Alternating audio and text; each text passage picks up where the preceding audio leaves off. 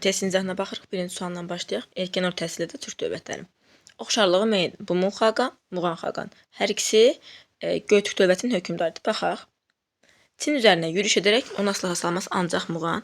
İdarə etdikləri dövlətin son hökmdarı yox. Bumun ilk hökmdarıdır. Avarlarla mübarizə aparması bəli. Bumun xaqan mübarizə aparıb dövlət yaradıb.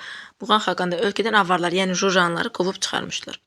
Xüsusiyyətlərin aid olduğu hökmdarı müəyyən edin.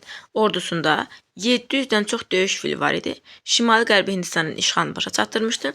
Nizami ordu yatmışdı. Təbii ki, Mihrəqul xan. Axunların ən güclü hökmdarı.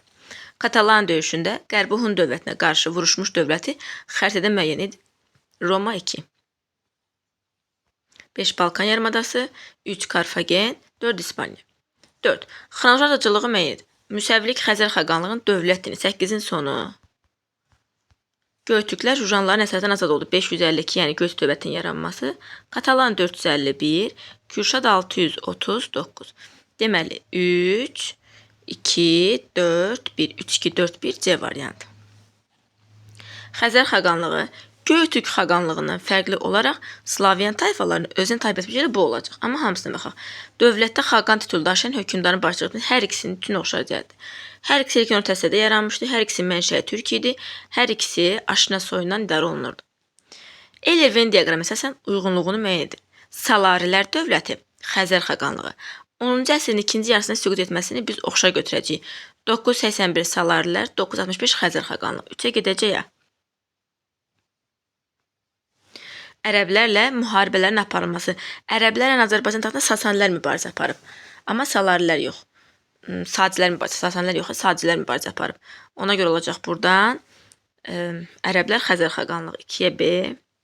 Paytaxtın Ərdəbil olması təbii ki, Salarilər. Ərazisində 8-ci əsrdən başlayaraq yeni din, yəni Musəvilik, Xəzərlər B, D. Slavyanların hücumdan məruz qalması bu artıq hər ikisinin oxşar cəhətdir. Azərbaycan 944-cü ildə Xəzər xaqanı ilə Varna Slavyanlar son qoymuşdu. 6B. Hunlar haqqında deyilənlərdən biri yanlışdır. İskitlər kimi ordunun əsasını süvarilərin təşkil etməsi düzdür. 4-cü əsrin 70-ci illərində Don və İdil çayları arasındakı alanların sıxışdırılması düzdür. Qərb Hunların ilk başçısı Balamir yox, Tanrı xan idi. Axun dövləti üçün səciyyəvi deyil. Hindistanın şimal-qərbinə uğurlu yürüşən edilməsi düzdür. Bölüşdürmə zamanı Soqdiyan ərazisinin Göytürklərin əlinə keçməsi. Soqdiyana daha sonra Axunlar süqut etdikdən sonra Sasani Göytürk arasında mübarizə olur. O zaman Göytürk Soqdiyananı götürür. Yəni bölüşdürmə zamanı deyildi. Hamısına baxaq. Sasani dövlətlə qohumluq əlaqələr yaratması düzdür. Qubad Sasani hökmdarının, Axun hökmdarının Qubadın anası Axun hökmdarının qızı idi. İranın şərqinə və Türkistana yiyələnmələri düzdür. Sasani dövlətlə mübarizə əsasını qoyması düzdür. Bu da sinif kitablarında var. Verilənlərin aid olduğu dövlət tapın. Ərəblərin Şərqi Avropaya keçməsinin qarşısını almışdı. Şərqi Avropadsa Xəzərlər. Qərbi Avropa desəydi Franklar olardı. Deməli, burada Şərqi Avropa varsa digərlərinə baxmağa ehtiyac yoxdur. Xəzər xaqanlığı. Bölgü xaqan Moyonçur. Talas döyüşündən sonra Mərkəzi Asiyanı ələ keçirdi. Bu təbii ki olacaq Moyonçur. Yəni 2-yə gedəcək A variantı. 2-yə yazaq A-nı. Çin üzərində təsir dairəsində hər ikisində var. Bu hər ikisinin oxşar cəhətdir. Tibetləri məğlub edib Çindən qovdu Bölgü xaqan. Çin imperatorunun hakimiyyətə geri qaytardı Moyonçur. Ölkədə maneçilik yaymağa cəhd göstərdi Bölgü xaqan. Demək 1-ə C, Y, 2-yə oxşara B, 2-yə də aynən D variantı. İkinci Göytürk və Uyğur dövlətlərinin tarixinə aid ortaq cəhd. İkinci Göytürk, Uyğur. Birləşərək ərəblərin Şərqi Avropaya axınlarını qarşılamaq bu Xəzərlərə aid. Çinə qarşı üsyan qaldırmalar. Uyğurda Çinə qarşı üsyan yox idi. Klassik orta əsrlər. Klassik orta əsr 11-15-dir. Bunlar yaranıb erkən orta əsr, yəni 3-11-ci əsrlərdə. Axun imperiyasının bölüşdürülməsində iştirak etməsi xeyr. Heç birinə aid deyil. Dövlətə tabe olan türk tayfalarının təzyiqdən əsasına süqut etməsi bəli. Dövlətlərin zəifləmə səbəblərini müəyyən edin. Baxaq. Feodal əyanların müstəqillik arzularının güclənməsi, ərazisi böyüdükcə idarə etmənin çətinləşməsi təbii ki Axun 1-ə olacaq B. B gedəcək 1-ə. Peçeniklərin hücumu təbii ki Xəzər xaqanlığı D gedəcək 2-yə.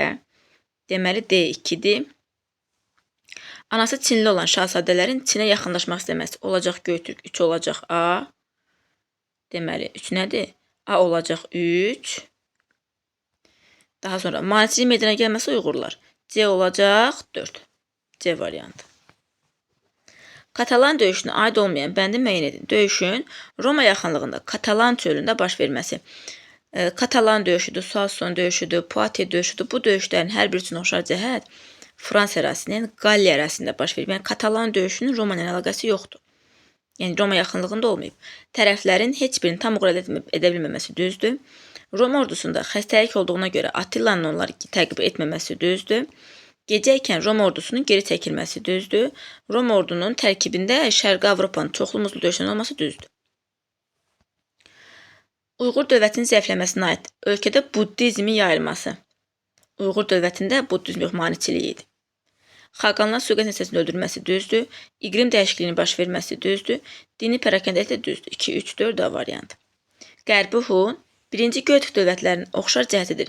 Bizansa yürüş edilmələri elə bu olacaq. Amma hamısına baxın. Çin üzərinə uğurlu yürüş Qərbi Hunda yoxdur. Əsaslarını Macarstanda qoyması Göytürk Mərkəz Asiyada yaranmışdır. Sasanlərlə müharibə aparması ancaq Göytürkə aiddir. Qərbi Hun aparmayıb. Rujanlarla mübarizə ancaq Göytürklərə aid. Elə olacaq A variantı. Hadisə nəticə əlaqəsi düzgün verilmişdir. Hun və Barsel tayfaları Azərbaycanda möhkəmləndi. Balamirin rəhbərliyi ilə Anadoluya yürüyüş təşkil edildi. Balamir yox, Tanrıxan. A ola bilməz. Kürşadın başçılığı ilə Çin əsarətinə qarşı üsyan baş verməsi, 1-ci Göytürk xaqanlığının yaranması. Üsyan 639-dur. 1-ci Göytürk 552-dir. Üstəgələtəki heç Kürşad qalib gəlməmişdir. Sasani Göytürk müharibəsinin baş verməsi, Göytürklərin Soqdiyan əvvəlini tutması düzdür. İstəmi xan Bizansa hücum etdi. Bizans dövləti süqutinin əlaqəsiz bir cümlə. Bizansın varlığına Osmanlı son qoyacaq. Axunların Sasanilər üzərində qalibiyyətli müharibə aparması, İran yaylasının və Türkistanın ələ keçirilməsi. Bəli, 5-ci əsrin ortalarında olacaq C ilə Y. Axsuvar xan hansı Sasani şahına qarşı Turan taktikasını təbii ki Firuz. Ardıcılığı müəyyən edin. Axun dövlətinin yaranması 4-cü əsrin ikinci yarısı. Qərbi Hunun süqutu 470. Heratın Axunlar tərəfindən tutulması 484. Katalan 451. Attilanın Bizansla ilk müqaviləsi 434.